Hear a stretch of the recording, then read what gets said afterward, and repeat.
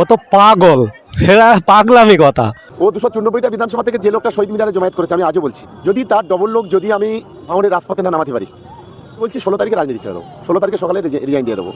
আমি আজকে চ্যালেঞ্জ করে বলছি, বিধানসভার লোক থাকবে না, আপনি সমস্ত শুধু ভাঙড়ের লোক থাকবে, শুধুমাত্র ভাঙড়ের লোক থাকবে, ভাঙড়ের বাইরে কোনো লোক থাকবে না। ও তো পাগল, এরা পাগলামি কথা। ভাঙড় বিধানসভায় কতটা টোটাল ভোটার ও জানে?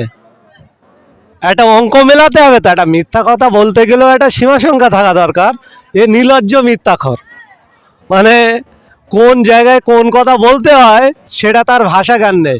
ভাঙড়ের টোটাল যদি ভোটার সেখানে জমায়েত হয় ওই লোক হবে, তাহলে ভাঙড় বিধানসভা তো বললে ও কোথায় থেকে, মঙ্গল গ্রহ থেকে লোক নিয়ে আসবে না অন্যান্য জায়গাতে লোক আনবে, সেটা ও স্পষ্ট করুক।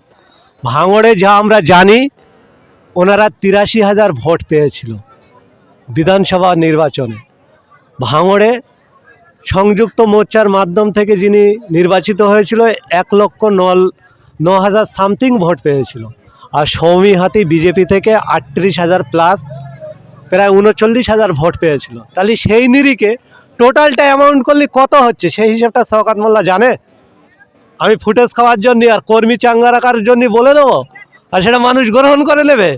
পাগলের পরিচয় পাওয়া যায় কখন? সে পাগলামো করলে, উলমাত করলে তখন পাওয়া যায়।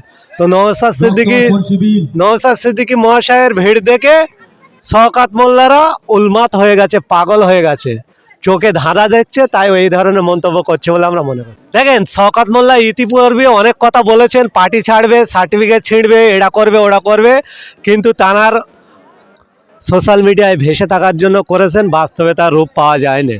আজও পর্যন্ত আমরা সেই নজির দেখিনি।